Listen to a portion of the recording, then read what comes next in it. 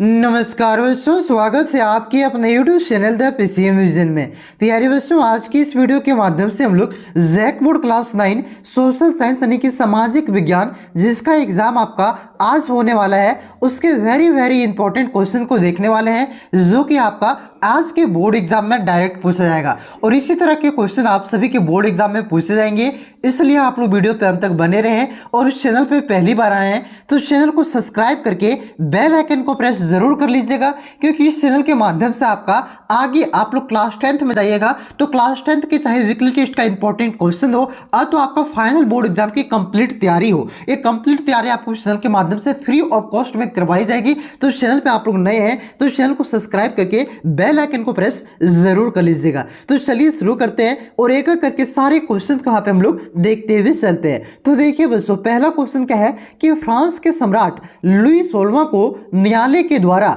निम्न में से किस कारण से फांसी की सजा दी गई थी। तो कौन से कारण से? तो देशद्रोह के कारण से इसे फांसी की सजा दी गई था। ऑप्शन नंबर 20 का करेक्ट आंसर होगा देशद्रोह के कारण। उसके बाद देखिए बच्चों, अगला क्वेश्चन क्या दिया गया है। अगला क्वेश्चन है आपका कि फ्रांसीसी क्रांति के दौरान 4 अगस्त 1789 की रात को नेशनल असेंबली द्वारा कौन से प्रावधान पारित किए गए थे। तो देखिए, पहला ऑप्शन आपका दायित्वों और करों की सामंती व्यवस्था को समाप्त करने का, हाँ तो ये भी जो आपका प्रावधान है ये पारित किया गया था। दूसरा ऑप्शन है आपका कि पादरी वर्ग के सदस्यों को भी अपने विशेषाधिकार छोड़ने के लिए मजबूत करने, धार्मिक कर समाप्त करने और चर्च के स्वामित्व वाले भूमि को जब्त करने, यानी कि ये सभी क्या कर सकते हैं कि ये सभी प्रावधान पारित किए गए थे 4 अगस्त 1789 की रात को नेशनल असेंबली के द्वारा। तो इस क्वेश्चन का correct answer option number D हो जाएगा, इनमें से सभी। उसके बाद देखिए बच्चों, अगला क्वेश्चन क्या है कि औद्योगिक समाज एक पूंजीवादी समाज है या किसका विचार था। तो ये जो विचार है आपका कि औद्योगिक समाज एक पूंजीवादी समाज है,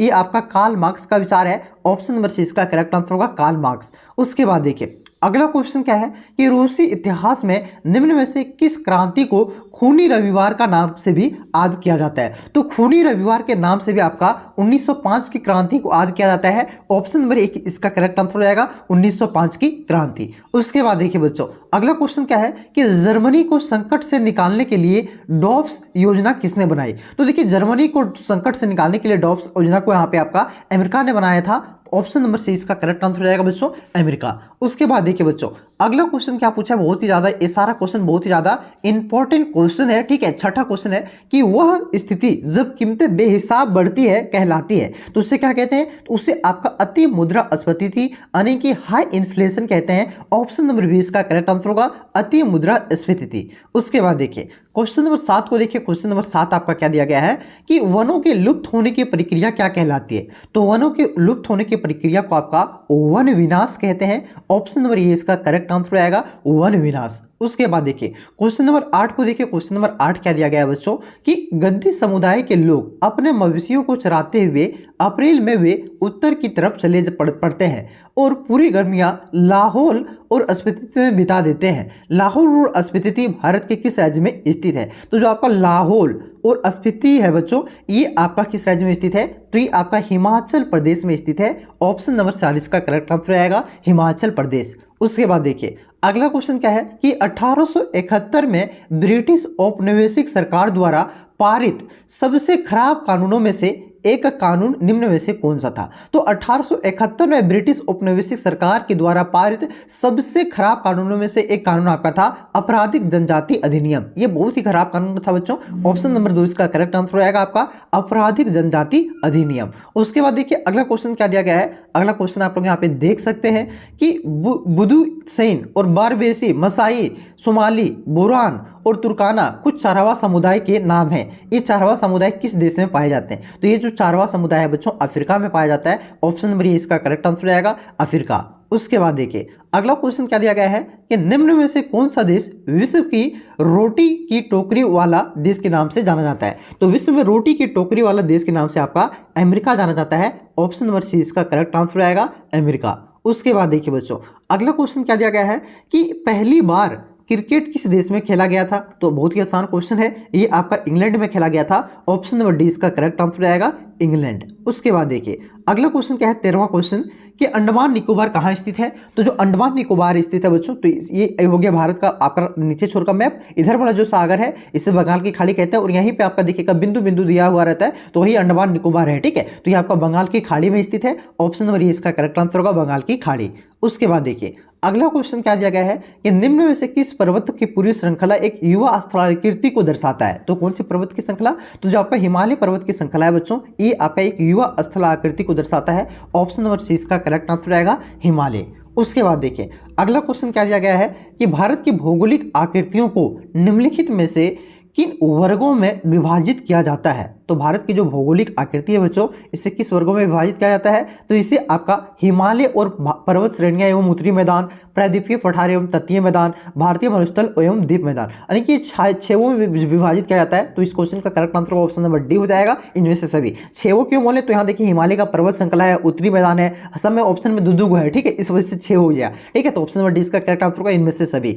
आगे देखिए अगला क्वेश्चन क्या दिया गया है कि सिंधु, गंगा एवं ब्रह्मपुत्र तथा इनकी सहायक नदियों से बने भारत के उत्तरी मैदान में किस प्रकार की मिट्टी पाई जाती है? तो किस प्रकार की मिट्टी पाई जाती है? तो इसमें आपका जलोढ़ मिट्टी पाई जाती है। ऑप्शन नंबर सी इसका करेक्ट आंसर आएगा जलोढ़। उसके बाद देखिए अगला क्वेश्चन क्या है कि भारत की नदियां अपने उत्पत्ति के स्थान से लेकर के समुद्र के लंबे रास्ते तय करती है, ये अपने उपमार्ग के ऊपरी भागों में किस प्रकार की क्रिया करती है? तो ये आपका अपने मार्ग के ऊपरी भागों में अपर्दन की क्रिया करती है, यानी कि मिट्टी को काटती है। ऑप्शन नंबर ये इसका करेक्ट आंसर होगा अपर्दन। उसके बाद देखिए अगला क्वेश्चन क्या दिया गया है बच्चों, अगला क्वेश्चन यहाँ पे आप लोग देख सकते हैं कि पूर्ण, वर्धा, प्रहनता, मंजरा निम्न में से किसकी सहायक नदियां हैं? तो ये जो पूर्णा, वर्धा, प्रणहिता, मंजारा, ये आपके किसके सहायक नदियां हैं? तो ये आपका गोदावरी की सहायक नदी है। ऑप्शन नंबर सी इसका करेक्ट आंसर होगा गोदावरी। उसके बाद देखिए अगला क्वेश्चन क्या है कि कर्कवृत्त पश्चिम में कच्छ के रण से लेकर के देश के मध्य से होकर के पूर्व में से भारत के किस राज्य से होकर के गुजरती है? तो जो कर्कवृत्त है बच्चों, ये वृत्त आपका पश्चिम में कच्छ के रण से लेकर के भारत के मध्य में पूर्व से होकर के आपका पूर्व के किस राज्य से होकर के गुजरता है? तो ये आपका पूर्व में मिजोरम से होकर के गुजरता है। और ये टोटल कितने राज्य से होकर के कर्क रेखा गुजरता है? आप लोग कमेंट करके जरूर बताइएगा। चलिए ऑप्शन नंबर 20 का करेक्ट आंसर होगा मिजोरम। आगे देखिए बच्चों अगला क्वेश्चन क्या है कि भारत की जलवायु किस प्रकार की हवा से अत्यधिक प्रभावित है? तो ये आपका मानसूनी हवाओं से अत्यधिक प्रभावित है। ऑप्शन नंबर डी इसका करेक्ट आंसर होगा मानसूनी। आगे देखिए क्वेश्चन नंबर 21। क्वेश्चन नंबर 21 क्या दिया गया है कि प्रायः कृषि कहाँ की जाती है? तो जो प्रायः कृषि होती है बच्चों, ये आपका उपजाऊ भूमि में किया जाता है। ठीक है, जहाँ पे फसल अच्छा उत्पादन हो वहाँ पे क्या किया जाता है? तो इस क्वेश्चन का करेक्ट आंसर होगा ऑप्शन नंबर ये हो जाएगा उपजाऊ भूमि पर। उसके बाद देखिए बच्चों अगला क्वेश्चन क्या है कि स्थानीय जलवायु, मृदा अपरदन तथा नदियों की धारा को निम्न में से कौन नियंत्रित करता है? तो कौन नियंत्रित करता है? तो ये आपका वन नियंत्रित करता है। ऑप्शन नंबर ये इसका करेक्ट आंसर होगा वन। उसके बाद देखिए अगला क्वेश्चन क्या है कि निम्न में से जनसंख्या परिवर्तन के प्रमुख कारण कौन से हैं? तो जनसंख्या परिवर्तन के प्रमुख कारण आपका क्या हो जाएंगे? जन्म भी है, मृत्यु भी है और प्रवासन। ये सभी जनसंख्या को प्रभावित करती है, यानी कि परिवर्तन में सहायक होती है। तो इस क्वेश्चन का करेक्ट आंसर रहेगा आपका ऑप्शन नंबर डी हो जाएगा, इनमें से सभी। उसके बाद देखिए अगला क्वेश्चन क्या है कि निम्न में से हर व्यक्ति को अपना शोषक आप बन जाने का अधिकार देता है। ठीक है, तो ये कौन अधिकार देता है? तो ये आपका लोकतंत्र अधिकार देता है। ऑप्शन नंबर 20 का करेक्ट आंसर होगा लोकतंत्र। आगे देखिए अगला क्वेश्चन क्या है कि लोकतंत्र के विपक्ष में दिया जाने वाला तर्क निम्न में से कौन सा सही नहीं है? तो देखिए जनमत पर आधारित शासन, ये आपका लोकतंत्र के विपक्ष में नहीं दिया जा सकता है, यह सही नहीं है। ये पक्ष में दिया जा सकता है। ठीक है, पक्ष में मतलब कि इसका पॉजिटिव साइन है कि जनता के द्वारा यहाँ पे आधारित शासन होता है, जनता ही चुनता है। ठीक है, तो ये आपका क्या है? ये आपका सही नहीं है। ऑप्शन नंबर 20 का करेक्ट आंसर होगा ये यहाँ पे आपका विपक्ष में, यानी कि गलत में नहीं दिया जा सकता, ये सही में दिया जा सकता है। ठीक है, ऑप्शन नंबर 20 का करेक्ट आंसर होगा।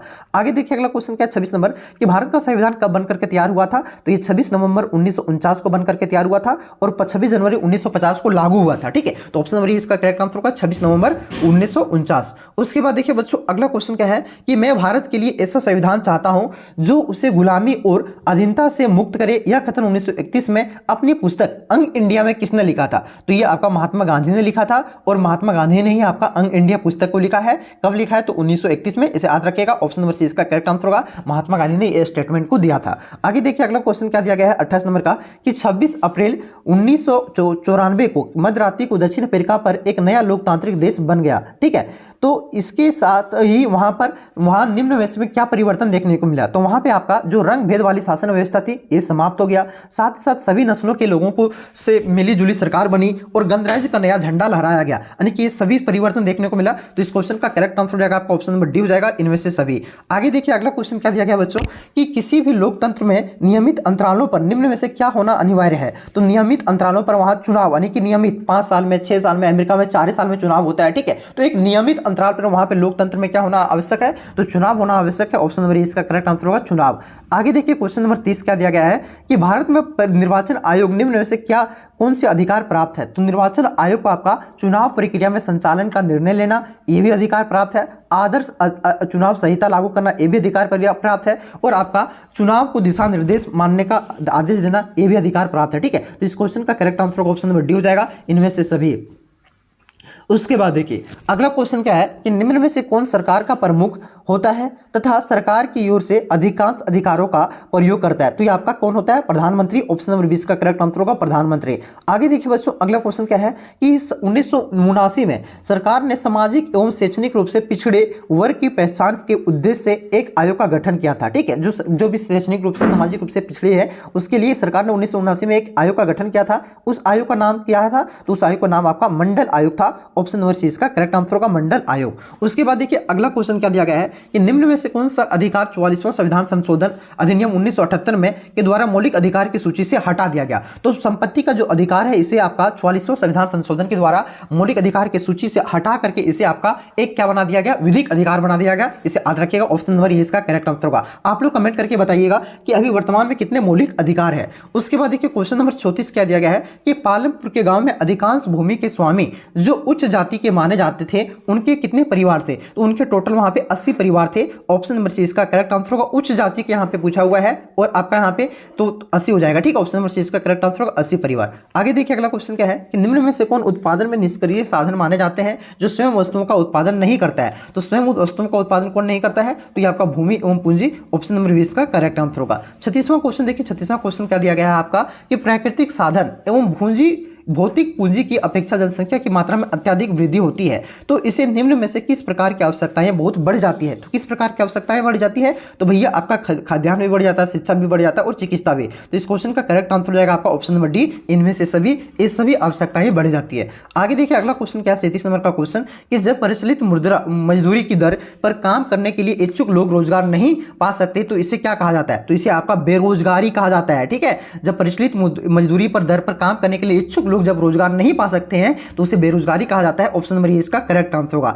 आगे देखिए अगला क्वेश्चन क्या है कि निर्धनता रेखा का आकलन के समय समय पर सामान्यतः हर 5 वर्ष पर निम्न में से किसके माध्यम से किया जाता है। तो निर्धनता रेखा का जो आकलन किया जाता है बच्चों, ये किया जाता है आपका राष्ट्रीय प्रतिदर्श सर्वेक्षण संगठन के द्वारा। ऑप्शन नंबर 20 का करेक्ट आंसर होगा। आगे देखिए अगला क्वेश्चन क्या है कि पंजाब और हरियाणा जैसे राज्य निम्न में से किस कारण से निर्धनता कम करने में पारंपरिक रूप से सफल रहे। तो किससे, तो उच्च कृषि वृद्धि दर से सफल रहे। ऑप्शन नंबर इसका करेक्ट आंसर होगा। आखिरी क्वेश्चन, उससे पहले अगर आप चैनल पे नए हैं तो सब्सक्राइब जरूर कर लीजिएगा बच्चों, क्योंकि इसके बाद आपका जो आने वाला क्लास 10 का तैयारी है उसका कंप्लीट तैयारी आपको इस चैनल के माध्यम से करवाया जाएगा। चाहे वीकली टेस्ट का इंपॉर्टेंट क्वेश्चन हो वो भी आपको करवाया जाएगा, ठीक है। तो चैनल पे नए हैं तो सब्सक्राइब करके बेल आइकन को प्रेस जरूर कर लीजिएगा। आगे देखिए अगला क्वेश्चन क्या है कि सरकार निम्न में से किसके माध्यम से बफर स्टॉक का रख रखाव करती है। तो ये आपका भारतीय खाद्य निगम के माध्यम से आपका बफर स्टॉक का रख रखाव करती है भारत सरकार। ऑप्शन नंबर 20 का करेक्ट आंसर होगा भारतीय खाद्य निगम, ठीक है। तो ये काफी ज्यादा इंपॉर्टेंट क्वेश्चन था बच्चों। यहाँ पे 40 इंपॉर्टेंट क्वेश्चन मैंने आपको बताया, PYQ क्वेश्चन था जो कि बोर्ड एग्जाम में यहाँ से बहुत सारे क्वेश्चन आप सभी के बोर्ड एग्जाम में देखने को मिलेगा। तो चलिए मिलते हैं नेक्स्ट वीडियो में, तब तक के लिए जय हिंद, जय भारत, जोहार।